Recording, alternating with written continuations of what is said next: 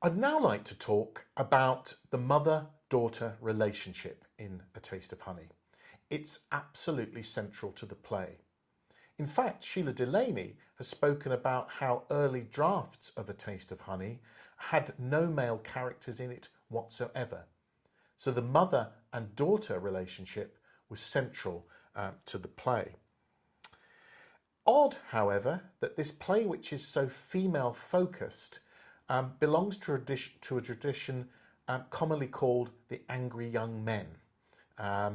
Yet this is perhaps what makes the play both unique, but also an interesting addition to that movement, if indeed it was a movement. On the one hand, Helen is a bad mother. Now, it's quite confusing. In the text, she is described as, quote, a part-time whore or prostitute. Delaney also implies at one point that Peter is not only her lover and future husband, but also her procurer or pimp, who is I suppose, loosely termed a manager for Helen's activities, where she's being paid for sex. It's hinted at, but only hinted at. At one point, she talks, or Peter talks, or Jo talks as well, about living off her immoral earnings, i.e. the money that she is supposedly paid for sex. However, Delaney has also made it clear that that Helen is not a prostitute. She describes her as a good time girl. So in some respects, the text contradicts what the playwright is saying. Now, that's something you might want to make up your own minds about. Is she just a woman in her early 40s who enjoys the company of men, of going out dancing, drinking and having a good time? Or is she indeed this part-time prostitute that the text is alluding to? That might be something you might want to discuss in class.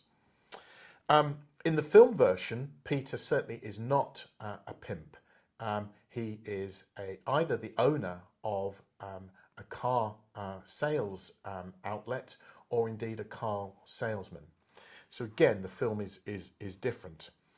However, Jo's mother does not seem to be the ideal mother, and in fact their relationship is an odd one. In some respects, it's based on confrontation.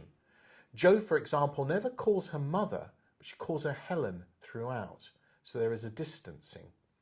At one point she says to Peter that her mother has never shown her any physical affection. She has never held her hand. Helen leaves Jo behind when she goes off to get married, leaving her alone, and of course that's the point where she has her liaison with Jimmy. There is also a rivalry between mother and daughter. At one point, Jo talks about being in love with one of her mother's former boyfriends, although she realises later that this was just a fantasy. However, at one point she flirts with Peter, testing him, but also seeing whether she might be able, potentially, to steal him off her mother. She also talks about her mother being too old for Peter.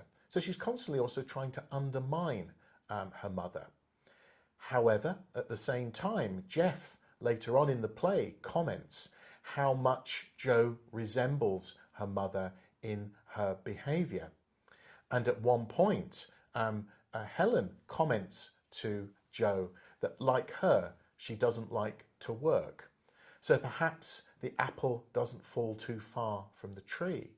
Is Jo a prototype of Helen in the making, particularly after she becomes pregnant, and she may be forced into motherhood before she is ready, in just the same way as Helen fell pregnant with Jo with her brief liaison with an Irishman. And we'll talk a little bit more about him later. At the same time, there is a dependency between the pair. And also it should not be forgotten that Jo's mother shows her daughter affection at times. So for example, she commends and is enthusiastic about Jo's drawings. She even offers to support her if she decides to go to art school. So there are moments where there is affection between the two. And the play ends ambiguously. Will Jo's mother come back to look after Jo and the baby, or will she leave her behind, particularly when she discovers that Jo's baby is mixed race?